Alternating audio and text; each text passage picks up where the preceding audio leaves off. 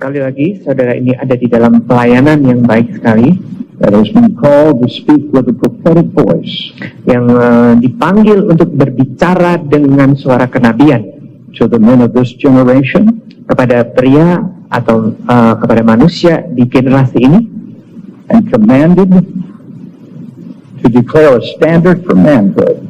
Dan diperintahkan untuk mendeklarasikan suatu standar untuk kepriaan sejati. And that standard is that manhood and Christ-likeness are synonymous. Dan standar itu adalah bahwa kepriaan sejati sama dengan keserupaan dengan Kristus. That being a male is a matter of birth, Bahwa menjadi laki-laki itu adalah masalah kelahiran, being a man is a matter of choice. tetapi menjadi pria sejati itu masalah pilihan. Every man needs to understand Setiap pria perlu memahami that your talent can take you where your character can't sustain you.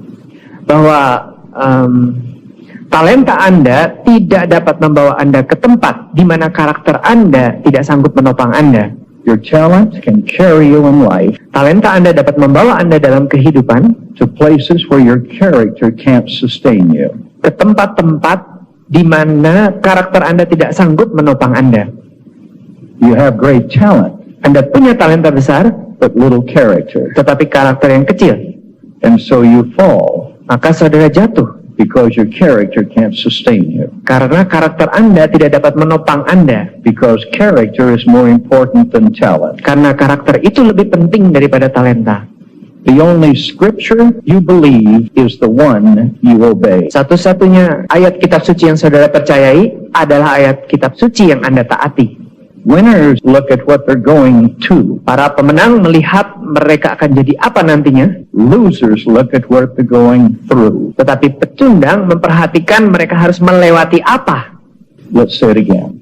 Winners look at what they're going to. Losers look at what they're going through. Para pemenang melihat mereka akan mencapai apa, tetapi para pecundang hanya melihat apa-apa yang mereka harus lalui. Too many men Terlalu banyak pria buy things they don't need membeli barang-barang yang tidak mereka perlukan with money they don't have dengan uang yang mereka tidak punyai to impress people they don't like. untuk memberi kesan baik kepada orang-orang yang tidak mereka sukai. Your best friend and your worst enemy, Sahabat Anda yang paling akrab dan musuh Anda yang paling buruk not the person on your right or on the left. bukan orang yang di kiri kanan Anda, It's not Jesus or the devil. bukan Yesus, bukan juga iblis, It's you. tetapi diri Anda sendiri.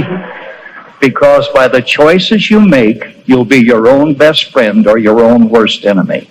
Karena berdasarkan pilihan-pilihan Anda, entah Anda menjadi sahabat karib bagi diri Anda sendiri atau musuh terbesar bagi diri Anda sendiri. Difficult to live with change, but impossible to live without it. Adalah sulit hidup di mana ada perubahan-perubahan, tetapi adalah mustahil hidup tanpa perubahan. People need to see in you what they need in their own life. Dan orang-orang perlu melihat di dalam diri Anda adanya hal-hal yang mereka butuhkan dalam hidupnya. What you are is shown by what you do. Siapa diri Anda ditunjukkan dari apa-apa yang Anda lakukan. The difference between men who succeed and those who fail is in their ability to handle pressure. Perbedaan antara orang-orang yang berhasil dengan orang-orang yang gagal adalah di dalam kemampuan mereka menangani tekanan. Failing is not the worst thing in the world, quitting is. Kegagalan itu bukan hal yang paling buruk di dunia ini, tetapi berhenti itu adalah hal yang paling buruk. Words are power. Perkataan adalah kuasa. The words I love you are the most powerful words in the English language. Kata I love you itu adalah kata-kata yang paling penuh kuasa di dalam bahasa Inggris. The words I love you Kata I love you atau saya mengasihi Anda can cause kings to abdicate their throne bisa menyebabkan raja-raja melepaskan tahtanya or a man to act like a child. atau seorang pria berperilaku seperti anak-anak.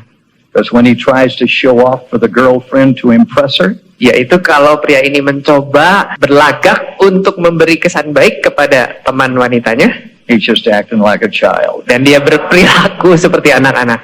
When I say thank you to the pastor, Ketika saya berkata terima kasih kepada pastor, the words thank you are powerful. kata thank you itu penuh kuasa.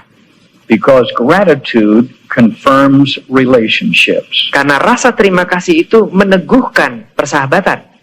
Jesus healed 10 lepers. Yesus menyembuhkan 10 orang kusta. Only one turned around to say thank you. Hanya satu yang berbalik dan berkata terima kasih. Only one had his healing confirmed. Hanya satu yang kesembuhannya diteguhkan. Flattery is a disguised form of hostility. Sedangkan memuji-muji hanyalah suatu kekasaran yang diselubungi. But sincere gratitude Tetapi rasa terima kasih yang muncul dari hati yang tulus expresses relationships. mengekspresikan relasi. If you repent of your sins Kalau Anda bertobat dari dosa-dosa Anda and God forgives you dan Tuhan mengampuni Anda and you can't say thank you, dan Anda tidak dapat mengatakan terima kasih, you'll never maintain your relationship with God. maka Anda tidak dapat menjaga relasi Anda dengan Tuhan. Gratitude confirms relationships. Rasa syukur atau terima kasih itulah yang menetapkan relasi. So when I say thank you to the pastor for the opportunity to be here, Maka pada waktu saya berkata kepada pastor, terima kasih untuk kesempatan melayani di sini, I mean that. saya sungguh-sungguh memaksudkan hal itu. And I'm grateful for the relationship that I have with him. Dan saya bersyukur untuk relasi yang saya miliki dengan dia. And I want to maintain that. Dan saya ingin memelihara relasi ini. Turn to Hebrews, the 13th chapter and the 4th verse. Kita baca Ibrani 13 ayat yang keempat. He said, a long time ago, Bahwa jauh di masa yang lampau, I quit preaching sermons saya sudah berhenti mengkhotbahkan khotbah-khotbah. because Jesus said, you shall know the truth, Oleh karena Yesus berkata, kamu akan mengetahui kebenaran, and the truth will set you free. dan kebenaran akan memerdekakan kamu. Sermons can even put you in bondage. Khotbah-khotbah itu bahkan bisa membelenggu kamu. The love of the truth is the criterion of spirituality. Peringkat kebenaran adalah kriteria dari kerohanian. You're not spiritual because you read your Bible, Anda tidak jadi rohani oleh karena Anda membaca Alkitab, give your tithes and Dan- the offering, memberi persembahan dan perpuluhan, teach a class. atau mengajar suatu kelas. The criterion of your spirituality is whether you love truth. Kriteria dari kerohanian Anda adalah apakah Anda mengasihi kebenaran. The difference between King Saul and King David Beda antara Raja Saul dan Raja Daud was that King David loved truth and King Saul didn't. adalah bahwa Raja Daud mengasihi kebenaran, tetapi Raja Saul tidak. When Nathan confronted King David with his sin, Pada waktu Nathan mengkonfrontasi Raja Daud berkenaan dengan dosanya, David repented. Daud bertobat. And there are people who have preached that he was a man after God's own heart because he repented. Dan ada orang yang mengkhotbahkan bahwa Daud adalah orang yang berkenan di hati Tuhan oleh karena ia bertobat. He was a man after God's own heart because he loved truth. Ia adalah orang yang berkenan kepada hati Tuhan oleh karena ia mengasihi kebenaran. And the repentance was an evidence of his love of the truth. Dan pertobatan adalah bukti dari kasihnya akan kebenaran. When King Saul heard truth, he didn't repent. Ketika Raja Saul mendengar kebenaran, dia tidak bertobat. He blamed the people. Ia mempersalahkan orang-orang. Whatever you love, you'll make it a part of your life. Apapun juga yang saudara kasihi, akan saudara jadikan bagian dari hidup saudara. So if you hear truth Jadi kalau Anda mendengar kebenaran and you love truth, dan mengasihi kebenaran, you will get rid of what's not true to embrace the truth. Anda akan menyingkirkan apa yang bukan kebenaran demi merangkul kebenaran. That's called repentance. Itu yang namanya pertobatan.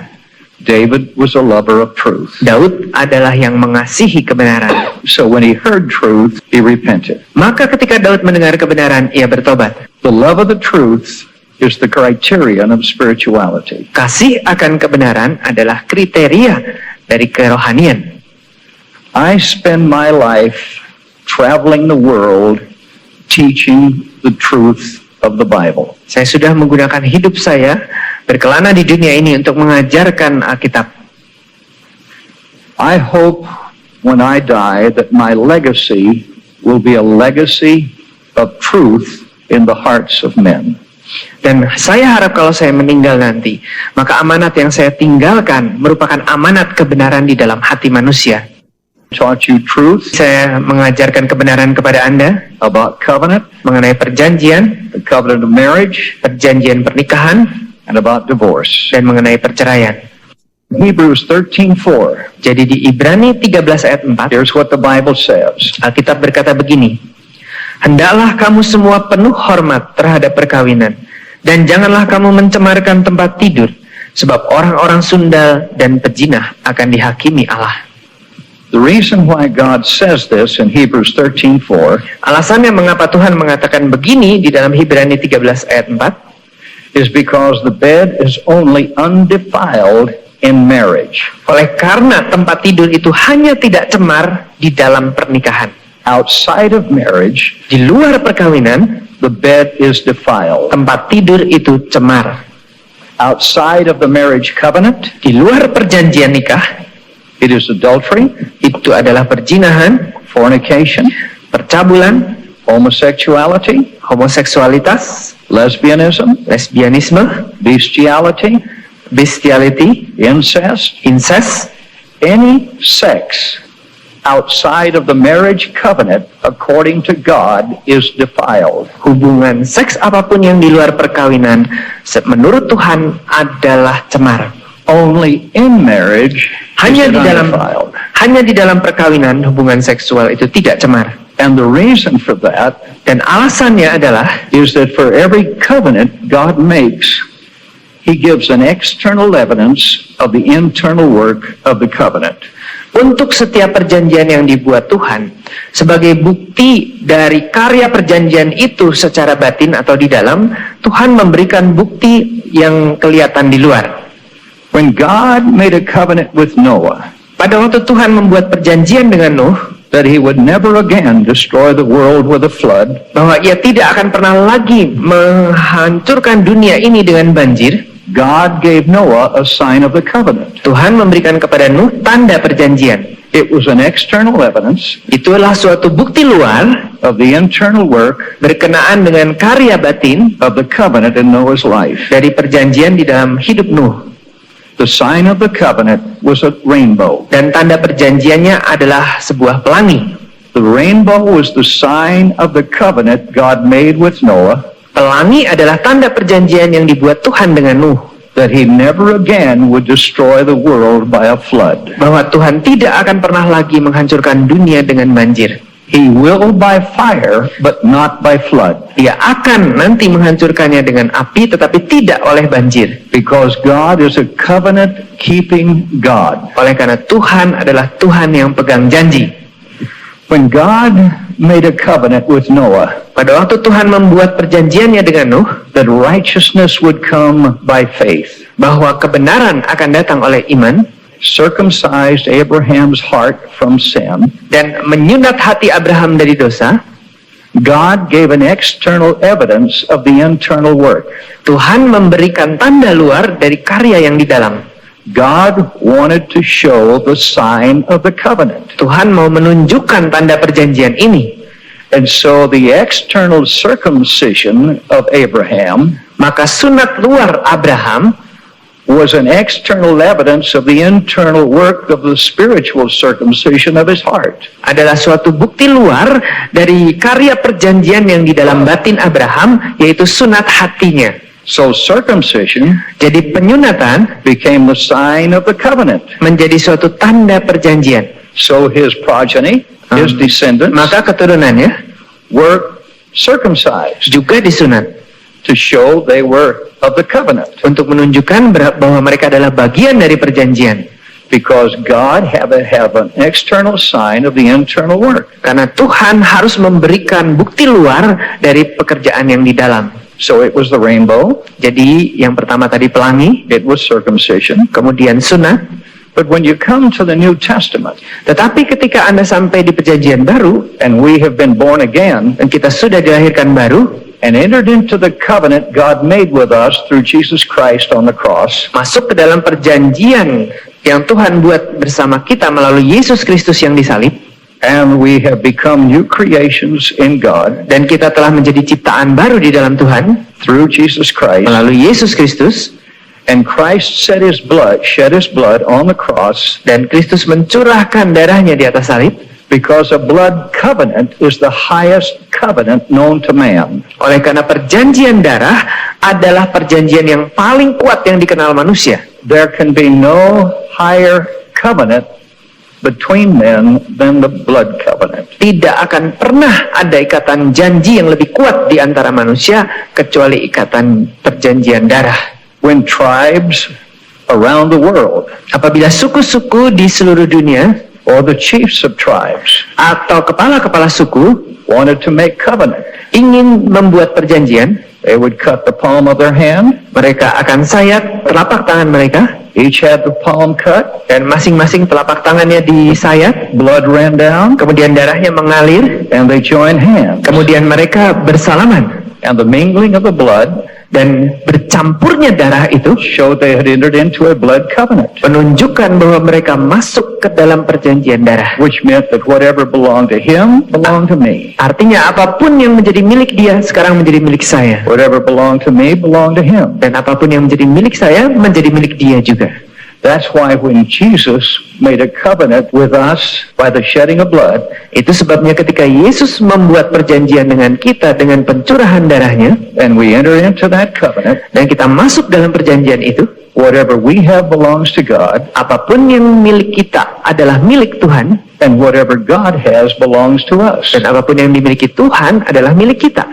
Prayer is a very simple thing. Doa adalah hal yang sederhana sekali, It's asking your covenant God yaitu memohon kepada Allah perjanjian Anda for things that belong to him, akan perkara-perkara yang adalah miliknya, that you need, yang Anda perlukan, and he will give it to you, dan dia akan memberikannya kepada Anda, not because you're worth it, bukan karena Anda layak but menerimanya, because Jesus is worth it, tetapi karena Yesus layak, and God gave his word dan Tuhan telah memberikan janjinya when Jesus shed his blood. pada waktu Yesus mencurahkan darahnya. So whatever God has, Sebab itu apapun yang dimiliki Allah, I have a right to have it, saya punya hak untuk memilikinya juga. because I'm in blood covenant with him. Oleh karena saya terikat dalam ikatan perjanjian darah dengan Allah. And God can ask anything of me, Dan Allah juga bisa minta apa saja dari and diri I give saya, it to him, saya akan berikan kepadanya. because I'm in blood covenant with him. Oleh karena saya seperjanjian darah dengan Allah Through Jesus Christ, melalui Yesus Kristus when he shed his blood pada waktu ia mencurahkan upon darahnya the cross. atas salib. Salvation is based on a covenant. Keselamatan itu didasarkan atas suatu perjanjian. The highest covenant that man can know. Perjanjian yang paling tinggi yang dapat dikenal The manusia, blood covenant. yaitu perjanjian darah. God entered into a blood covenant with us. Tuhan memasuki suatu perjanjian darah dengan kita. So everything he has, Segala sesuatu yang dimilikinya, we can ask for it. kita juga bisa minta daripadanya. Everything we have, he can ask for it. Segala sesuatu yang kita miliki, dia boleh minta. Because we're in blood covenant. Oleh karena kita dalam ikatan perjanjian darah. And the sign of that blood covenant is the cross. Dan tanda dari perjanjian darah itu adalah salib. Now when we're born again, Pada waktu kita lahir baru, and we have become new creations in Christ Jesus, dan kita telah menjadi ciptaan baru dalam Kristus Yesus, there has to be a sign to the world harus ada suatu tanda kepada dunia ini that we have entered into that covenant. bahwasanya kita sudah masuk dalam perjanjian darah itu. There has to be an external evidence Harus ada suatu bukti luar of the internal work dari karya batinnya, of God's covenant in our lives. dari perjanjian Allah dalam hidup kita. So God established a sign of the covenant. Maka Tuhan menetapkan suatu tanda perjanjian It's called water baptism. dan disebut baptisan air.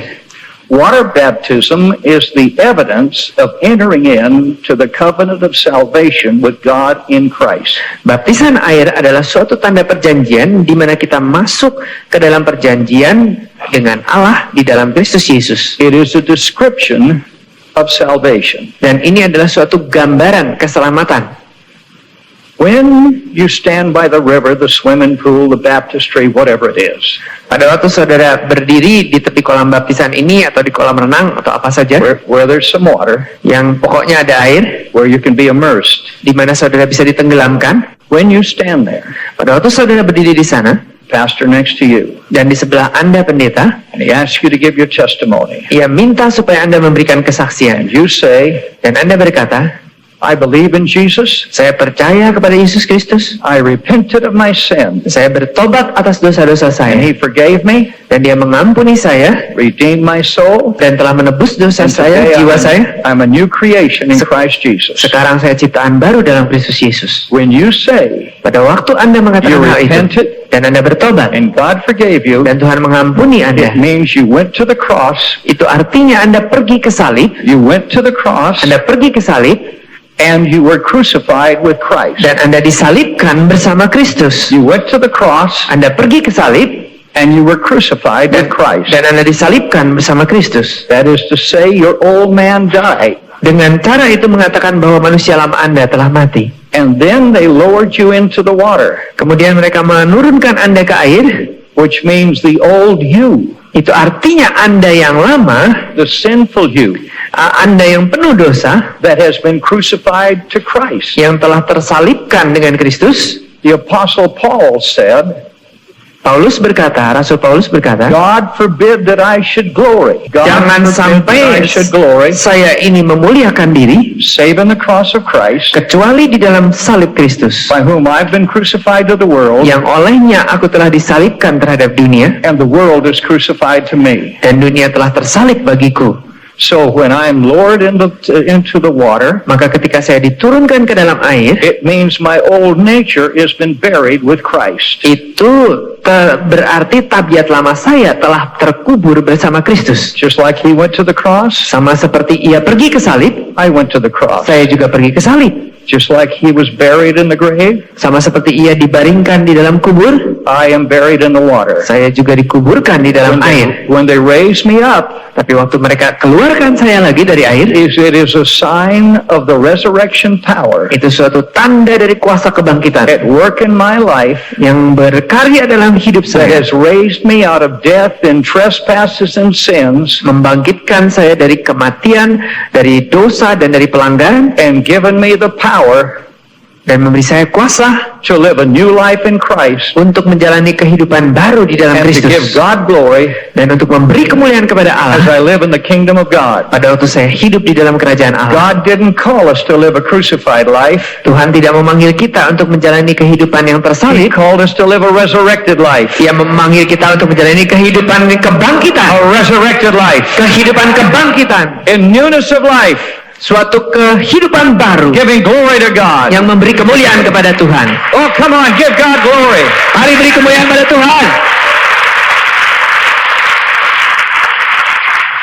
When people teach you they have to live a crucified life, Ketika orang mengajar Anda bahwa mereka harus menjalani kehidupan yang tersalib, Jesus is not on the cross. Yesus sudah tidak disalib, He's not still on the cross. dia tidak ada disalib lagi, He's risen to the right hand of the Father in heaven. dia sudah bangkit dan ada di sebelah kanan Bapa di surga, And we're not to live a crucified life. dan kita tidak untuk menjalani kehidupan tersalib, We're to live a resurrected life, melainkan menjalani kehidupan kebangkitan, seated in heavenly places in Christ Jesus, duduk di alam surgawi bersama Yesus Kristus, praising and worshiping God, memuji dan menyembah Allah, because we have been given newness of life in Jesus Christ. oleh karena kita telah diberikan pembaharuan hidup oleh Yesus Kristus.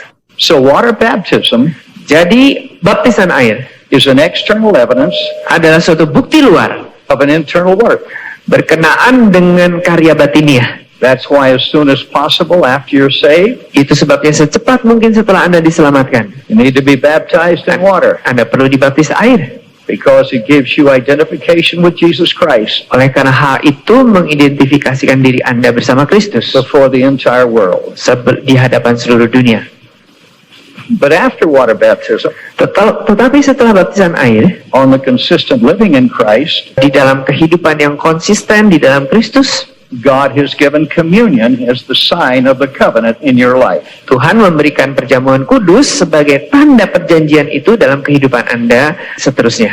So when I take the cup and the bread, Maka waktu saya mengambil cawan dan roti, I am testifying to the world saya sedang bersaksi pada dunia that I am in covenant with God in Christ bahwa saya ini dalam ikatan janji dengan Allah dalam Kristus, through the cross and by the shedding of His blood. melalui salib, oleh pencurahan darahnya. It shows that I am in blood covenant with God in Christ. Hal ini menunjukkan bahwa saya ada dalam ikatan janji dengan Allah di dalam Kristus. So communion is the sign of a covenant relationship. Jadi perjamuan kudus adalah suatu tanda dari relasi perjanjian. Now God made marriage to be a covenant. Tuhan membuat perkawinan itu suatu perjanjian. Marriage is a covenant relationship. Dan perkawinan adalah suatu relasi perjanjian. So God, according to his pattern, Jadi Tuhan sesuai dengan polanya has an external evidence of the internal work of the covenant of marriage. sebagai suatu bukti luar dari karya di dalam dari perjanjian perkawinan ini. The external evidence Dan bukti luarnya adalah of the covenant of marriage dari perjanjian pernikahan, is not a wedding ring. bukan cincin perkawinan. That's man's symbol. Itu simbol manusiawi. God has one that's far more sacred, Tetapi Tuhan memiliki sesuatu yang jauh lebih sakral.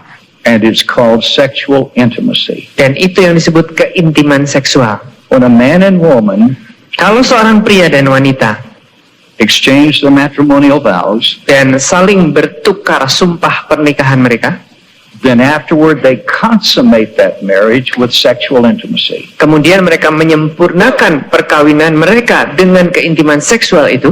If they recite the vows Kalau mereka mengulang-ulang sumpah mereka, and never consummate their marriage with sex, tetapi tidak pernah menyempurnakan perkawinan mereka dengan seks, then they can get an annulment. It means they've never been married. maka itu sama saja seperti mereka tidak pernah menikah, terhapus, It just never existed. tidak pernah terjadi pernikahan itu. But if they consummate it with sex, Tetapi kalau mereka menyempurnakannya dengan seks, then they have to get a divorce. maka mereka harus melakukan perceraian. Because sex is the sign of the covenant of marriage. Karena seks adalah tanda dari perjanjian nikah. Sexual intimacy between a man and woman Keintiman seksual antara pria dan wanita is the highest physical intimacy adalah keintiman jasmani yang paling tinggi that a man and woman can have yang dapat dimiliki seorang pria dan wanita to show their intimacy in spirit. untuk menunjukkan keintiman mereka di dalam roh. The oneness of sexual intimacy Persatuan keintiman seksual is an external evidence adalah tanda luar of the internal work dari karya batin, of spiritual intimacy. dari keintiman rohani. Sex is the sign of the covenant of marriage. Seks adalah tanda ikatan perjanjian nikah. That's why all sex belongs in marriage. Oleh sebab itu, semua seks itu bagian dari pernikahan atau milik pernikahan. Outside of marriage, it's defiled. Di luar perkawinan itu semua cemar. No man, Tidak ada pria, no man, tidak ada pria no man has the right to father a child unless he's become a husband. Tidak seorang pria pun juga berhak menjadi seorang ayah kecuali dia telah menjadi seorang suami sebelumnya. A father until he's first become a husband. Tidak seorang pria pun berhak menjadi ayah belum ia menjadi suami sebelumnya. Turn with me to the book of Deuteronomy, Coba bersama-sama kita membaca kitab Ulangan, the 22nd chapter, ayat yang ke-22. and we're going to read from the 13th verse Kita akan baca mulai dari ayat 13 through the 21st. sampai dengan 21. 22nd chapter, Pasal yang ke-22, 13th verse, ayat yang ke-13 through the 21st. sampai dengan 21. Apabila seseorang mengambil istri dan setelah menghampiri perempuan itu menjadi benci kepadanya, menuduhkan kepadanya perbuatan yang kurang senonoh dan membusukkan namanya dengan berkata, perempuan ini kuambil menjadi istriku. Tetapi ketika ia kuhampiri tidak ada kudapati padanya tanda-tanda keperawanan. Maka haruslah ayah dan ibu gadis itu memperlihatkan tanda-tanda keperawanan gadis itu kepada para tua-tua kota di pintu gerbang. Dan ayah si gadis haruslah berkata kepada para tua-tua itu, aku telah memberikan anakku kepada laki-laki ini menjadi istrinya, lalu ia menjadi benci kepadanya. Dan ketahuilah, ia menuduhkan perbuatan yang kurang senonoh dengan berkata, tidak ada kudapati tanda-tanda keperawanan pada anakmu.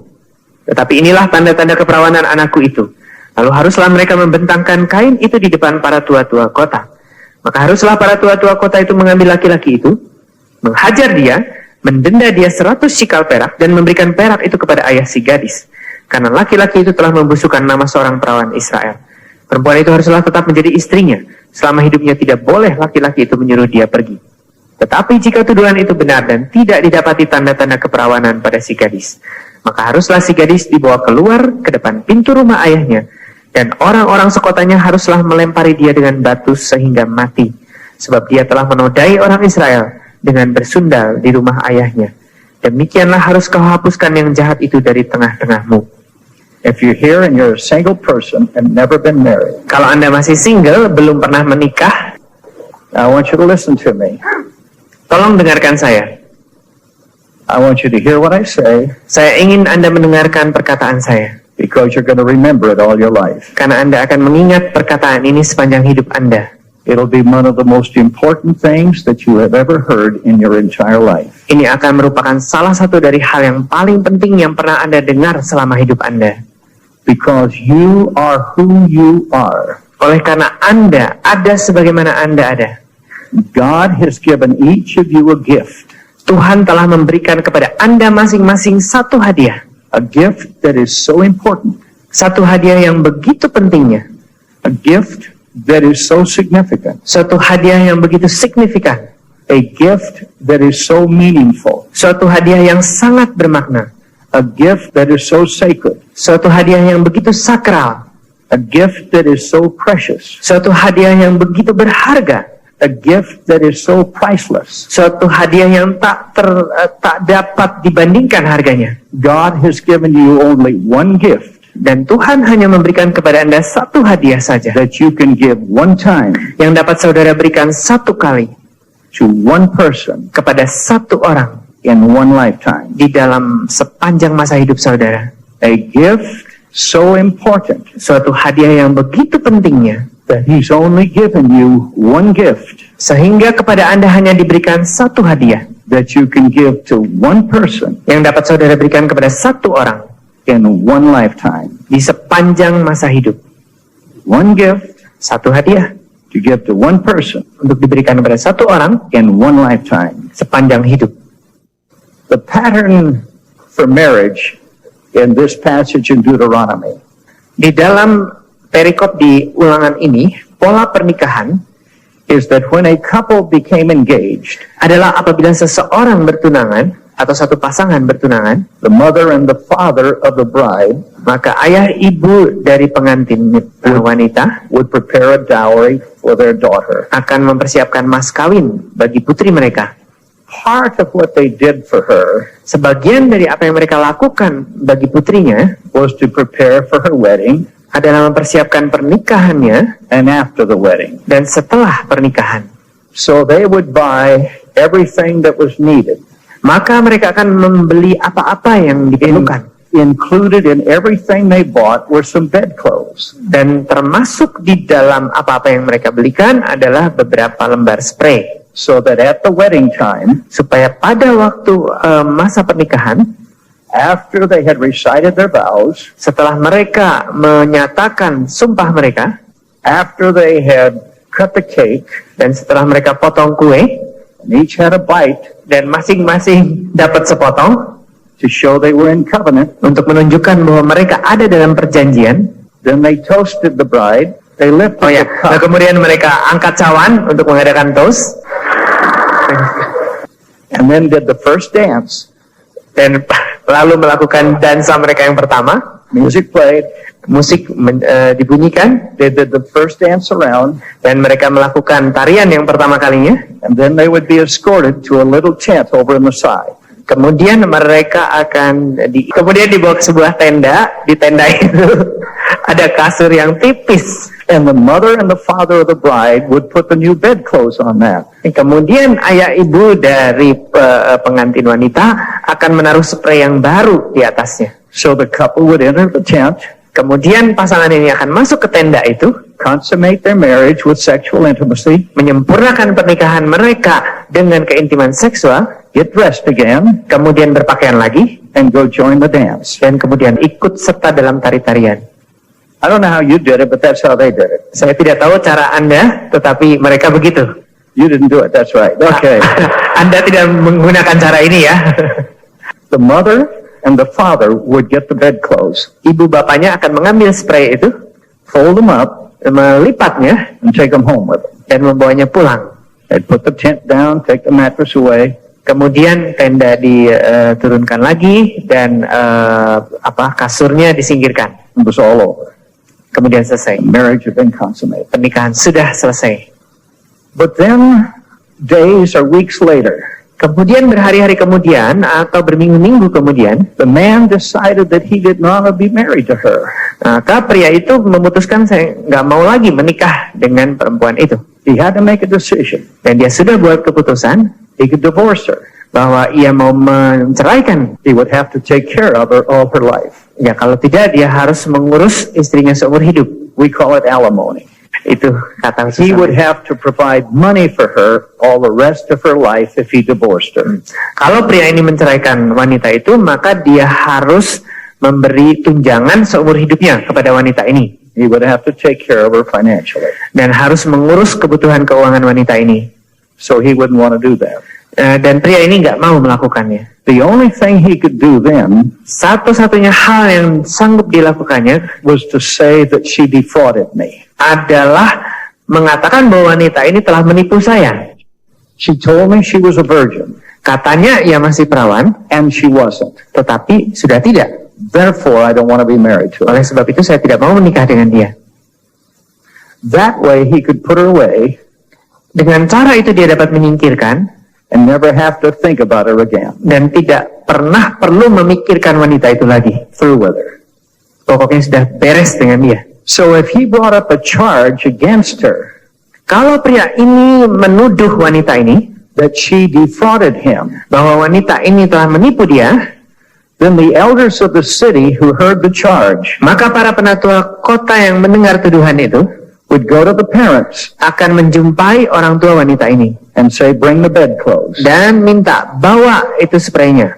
So they would bring the bedclothes Mereka akan bawa spray itu and they would lay them out in front of the elders. dan akan menebarkannya di depan para penatua. When the bedclothes were laid out in front of the elders, Ketika spray itu ditebarkan di hadapan para penatua, if the tokens of her virginity were there, kalau bukti dari keperawanannya ada di situ, then it proved that he lied about her. maka hal itu membuktikan bahwa pria ini berdusta mengenai istrinya. He slandered a virgin in Israel. Ia justru menghina seorang putri, seorang perawan di Israel. So he had to compensate the parents with a fine. Maka dia harus memberi kompensasi kepada orang tuanya dengan membayar denda.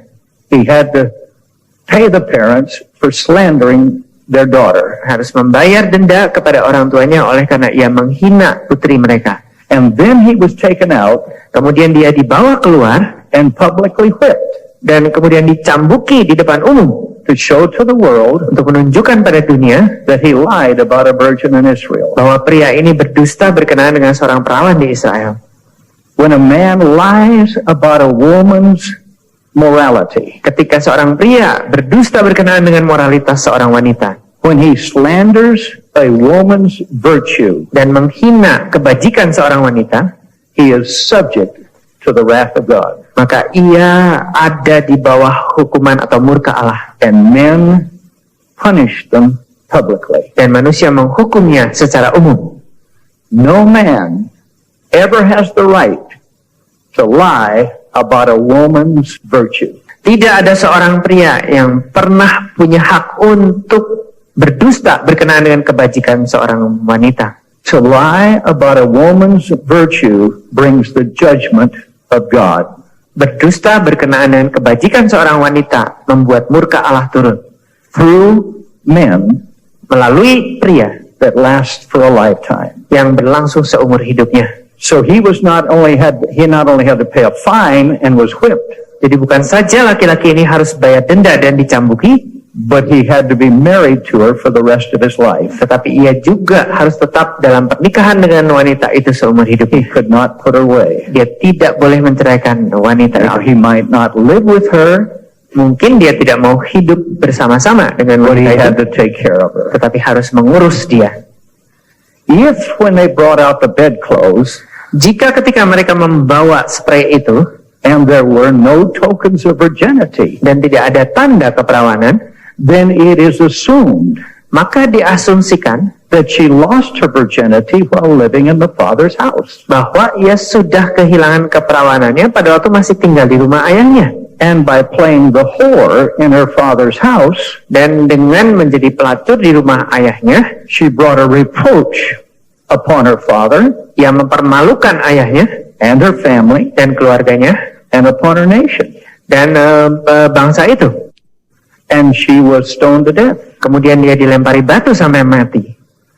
Now, I think Saya pikir that if a woman knows she's going to be stoned to death, kalau seorang wanita tahu bahwa dia akan dilempari batu sampai mati, if she's not a virgin when she gets married, kalau dia bukan perawan lagi ketika menikah, I figured she'll want to be a virgin. saya pikir dia pasti mau tetap jadi perawan. So serious was this, Begitu seriusnya perkara ini, that God wanted both the man and woman to be virgins when they married.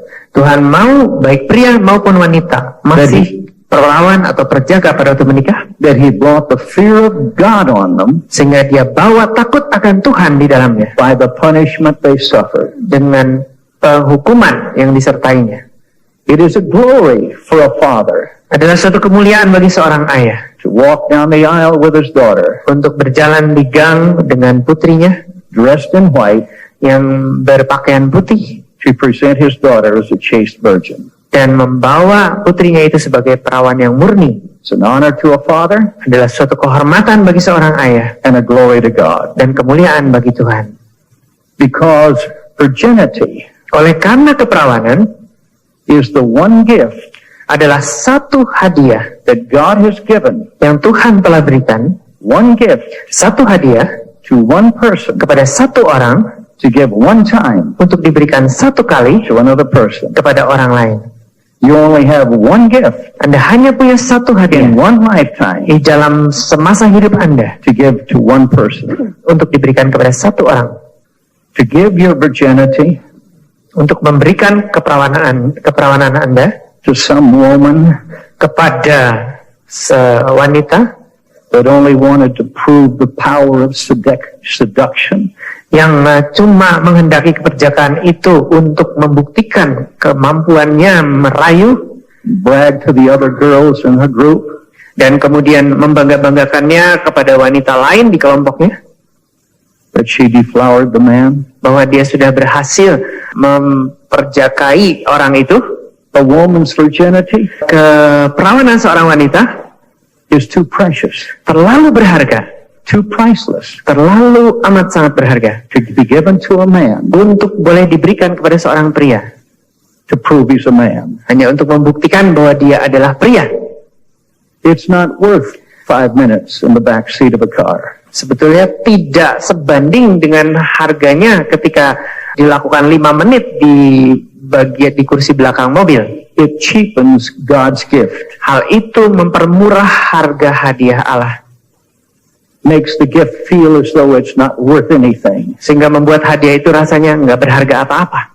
Just throw it away on anybody. Lemparkan saja kepada siapa saja. The reason why God wants them to be virgins when they marry Alasan mengapa Tuhan ingin mereka perawan atau perjaga pada waktu pernikahan is because when they consummate their marriage adalah karena ketika mereka menyempurnakan pernikahan mereka and her hymen is broken, dan selaput darahnya robek, that causes the shedding of blood. itu menyebabkan keluarnya darah, And that becomes the tokens of virginity on the bedclothes. dan itu merupakan tanda keperawanan yang ada di spray. That's the evidence she was a virgin. Itulah bukti bahwa wanita ini masih perawan. But something far more important Tetapi sesuatu yang jauh lebih penting is when that blood flows adalah ketika darah itu mengalir over the man's part in that act, dan mengalir ke bagian organ pria di dalam tindakan itu, to God that is a sign maka bagi Tuhan inilah suatu tanda that they have entered bahwa mereka telah masuk into the sacred covenant ke suatu perjanjian yang sakral of marriage with the shedding of blood mengenai perjanjian sakral dari pernikahan dengan adanya pencurahan darah that is symbolic yang merupakan simbol of entering into the sacred covenant of salvation with God in Christ berkenaan dengan masuknya ke dalam suatu perjanjian yang sakral dengan Allah di dalam Yesus Kristus, by the shedding of blood. juga dengan pencurahan darah. The blood covenant Perjanjian darah itu is the highest covenant known to man. adalah perjanjian yang paling tinggi yang dikenal manusia, And God always dan Tuhan selalu enters into the highest covenant. masuk ke dalam perjanjian yang tertinggi. Marriage was meant to be a blood covenant. Pernikahan dimaksudkan sebagai suatu perjanjian darah. That's why the marriage vows used to say, Itu sebabnya sumpah pernikahan biasanya dikatakan till death do us part. sampai kematian memisahkan kita. It wasn't try it, and if you don't like it, try it again. Bukannya berarti ya kalau nggak suka coba lagi. It was meant to be a blood covenant, Dimaksudkan sebagai suatu perjanjian darah, sacred, dan sakral, holy, kudus, righteous, benar, good, baik, godly. dan ilahi. What a glory to a man Betapa suatu kemuliaan bagi pria on his wedding night pada malam pernikahannya to stand in his hotel bedroom with his bride. berdiri di kamar tidur hotel bersama istrinya, bersama pengantinnya. She's standing there in her white satin nightgown, Dia juga berdiri di sana dengan gaun pengantinnya yang putih, and he's in his blue silk pajamas. dan dia pakai piyama sutra yang biru. He takes his bride in his arms, Ketika dia merangkul pengantinnya and he looks in her face, dan memandangi wajahnya, says, tonight, dan berkata, malam ini I want to give you something God gave me. saya ingin memberikan sesuatu kepadamu yang diberikan Tuhan pada saya. It is the one gift I can give to you Dan itulah satu hadiah yang dapat saya berikan kepadamu, that no other woman will ever have. yang tidak akan pernah dimiliki oleh wanita lain. It shows your value to me. Dan itu menunjukkan nilaimu atau hargamu bagiku. Shows that you are the most unique person in my life. Dan menunjukkan bahwa engkaulah pribadi yang paling unik dalam hidup saya. It proves to you Dan membuktikan kepadamu that I love you bahwa aku mengasihi kamu with my whole heart, dengan segenap hati saya. because I've kept myself pure for you, Karena aku telah menjaga diriku tetap murni bagi kamu. because I love you above all other people on earth, Oleh karena aku mengasihi kamu lebih dari semua orang di atas bumi. and I want to give you tonight Dan malam ini aku ingin memberikan the kepadamu glory of my manhood kemuliaan dari kepriaanku that I have kept as a gift for you. yang telah kusimpan sebagai hadiah bagimu. Tonight I give you Malam ini aku berikan kepadamu my virginity. keperjakaanku. No other woman Dan tidak ada wanita lain will ever have yang akan pernah what I give to you. memiliki apa yang aku berikan kepadamu. What a way to start a marriage. Hebatnya cara memulai pernikahan seperti ini. To show her Untuk menunjukkan kepada istrinya how priceless, betapa berharganya, how precious betapa berharganya the gift of her love, hadiah kasih itu. the meaning of a blood covenant, Makna dari suatu perjanjian darah, a glory to God, suatu kemuliaan bagi Tuhan, and honor to her. dan suatu kehormatan bagi dia. Now there are those who hear me teach this, Ada orang-orang yang mendengar saya mengajar hal ini, who have already lost their virginity. yang sudah keburu kehilangan keperjakaannya. And they say, Brother Cole, I didn't know. Mereka bilang, saudaraku, saya nggak tahu. But God's a God of grace. Tetapi Tuhan penuh dengan anugerah. God's a God of mercy. Tuhan itu adalah Tuhan yang penuh belas kasihan. And so you go to God. Jadi saudara pergilah kepada Say, Tuhan. Lord, I didn't know. Katakan, Tuhan, saya nggak tahu. I didn't understand. Saya tidak paham. I ask you to forgive me, Saya mohon kau mengampuni saya. and by faith, Dan dengan iman, I want to receive a fresh anointing saya mau terima pengurapan baru of the glory of virginity in my life. dari kemuliaan keperjakaan dalam hidup saya. And God will hear that, Dan Tuhan akan mendengar hal and itu. God will answer it. Dan Tuhan akan menjawabnya. God is a God of grace. Tuhan adalah Tuhan anugerah. I put it in the book Sexual Integrity. Saya tulis di dalam buku hak integritas seksual About the man who came forward. mengenai seorang pria yang maju ke depan. He was about 16, 17 years old, Kira-kira 16-17 tahun umurnya. and he was still a virgin. Dia masih berjaka. And so he committed himself to be a virgin when he got married. Maka dia berdedikasi untuk tetap menjadi berjaka sampai menikah. I received a letter and a picture from his father, Saya terima sepucuk surat dan foto dari ayahnya. because about 4 years later, Karena he met a woman that he married. 4 tahun kemudian dia berjumpa dengan seorang wanita yang dinikahinya. And when his betrothed mother was arranging the weddings, Dan ketika calon ibu mertuanya bermaksud merencanakan pernikahan itu, she was having the dresses made for the ladies. dia yang menyuruh supaya gaun dibuat untuk kaum wanita. They were more like girls Dia lebih baik gadis-gadis in their 20s, usia 20-an, early 20s. ya awal 20-an. And the mother was getting black tuxedos for the men. Dan ibunya menyediakan jas taksido hitam untuk yang pria. And he told his bride's mother, Tetapi dia beritahu kepada ibu calon pengantinnya, I'm wearing a white tuxedo. saya akan pakai taksido warna putih. And she said, my daughter's wearing white. Dan dia bilang, putri saya yang pakai baju putih. Pakaian putih. He said, sit down, mother. Dan dia berkata, ibu duduk aja. I've kept myself Saya telah menjaga diri saya sendiri in my virginity di dalam keperjakaan to saya give it to your daughter, untuk memberikannya kepada putri because Anda. that's how much she means to me. Karena begitu besarnya maknanya atau nilai hidupnya buat saya. He wore a white tuxedo. Maka akhirnya dia pakai taksido putih juga. Amen? Amin. What a glory. Itu kemuliaan yang sungguh besar. What a praiseworthiness Betul-betul suatu perkara yang patut dipuji. for a man or a woman Dari seorang pria atau wanita to honor God enough yang cukup menghormati Tuhan to say, God, untuk berkata, I love you. Tuhan, aku mengasihi Engkau. Jesus, you're my Savior and Lord. Yesus, Engkau juru selamat dan Tuhanku. I want to bring honor to your name. Aku ingin menghormati namamu. I want to give you my life. Aku ingin beri kepadamu hidupku. And I ask for the fresh anointing Dan aku minta pengurapan yang of baru the Holy Spirit in my life. dari Roh Kudus dalam hidup saya. And that anointing Dan pengurapan itu for the sacredness of sex adalah untuk kesakralan and seks the glory of virginity, dan kemuliaan keperawanan atau to keperjakaan. hold myself in it Untuk menjaga diri saya di dalamnya until I get married. sampai saya menikah. Takes all the pressure Diperlukan segala tekanan. out of being single. Membuat Anda lepas dari segala tekanan karena Anda masih lajang. To be a part of a new generation Untuk menjadi suatu bagian dari generasi yang baru, that brings back what another generation threw away. yang memulihkan kembali hal yang tadinya dibuang oleh generasi yang lalu.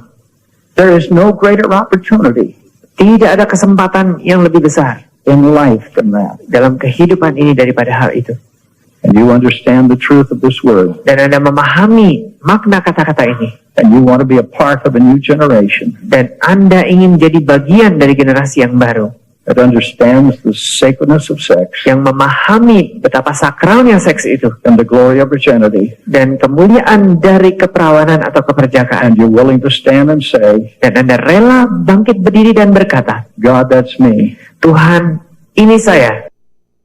Come up here, Pak Pastor. Pendeta, Quick. silahkan maju. Look at this. Dan lihat semua. Look at this. A new generation Lihat, ini suatu generasi baru that's being raised in the kingdom of God yang baru saja dibangkitkan di kerajaan Allah to bring back a glory untuk memulihkan kembali that kemuliaan another generation threw away. yang telah dibuang oleh generasi yang Before we dulu. do anything else, Sebelum kita lakukan let's sesuatu yang shout lain, the praises mari of kita God. menyerukan pujian pada Tuhan. Give God glory. Beri kemuliaan pada Tuhan. Give God praise. Beri kemuliaan pada Tuhan. Pujian. Praise Him in the Holy Ghost. Puji di dalam roh. Hallelujah. Puji di dalam roh. Woo! Glory to God. Hallelujah. If you mean that, Kalau saudara sungguh-sungguh if you bermakna, mean that, then I want you to follow me in prayer. Saya ingin Anda ikuti saya dalam doa. Say it out loud. Katakan dengan suara nyaring. Katakan, Bapa, dalam nama Yesus, aku berdiri malam ini. Dan aku berikan akan pernyataanku. Aku mengasihi Engkau, Tuhan. Aku berikan hatiku kepadamu. Sekarang aku berikan akan tubuhku kepadamu. Aku terima dengan iman urapan yang baru di dalam hidupku. Dan dengan kuasa Roh Kudus, aku minta Engkau mengampuni aku dari segala kesalahan, dari semua kesalahan, dari semua dosa yang telah aku lakukan dalam hidupku. Dan aku berikan kepadamu tubuhku. Dan aku bersumpah bahwa aku akan suci dalam hal seks dan dalam kemuliaan keperawanan, dan seluruh kehidupanku di dalam sumpah itu sampai atau jika atau ketika aku menikah. Aku berterima kasih Yesus, Engkau telah mengajarkan kebenaran kepadaku. Oleh karena kebenaran telah memerdekakan aku. Kebenaran telah memerdekakan aku. Kebenaran telah memerdekakan aku. Dan katakan bersorak pujian bagi Dia. Haleluya, berikan kemuliaan. Semua berikan kemuliaan, sorak-sorai bagi Dia. Haleluya. Oh, katakan saya lagi, haleluya. Lebih banyak lagi, katakan haleluya. Woo.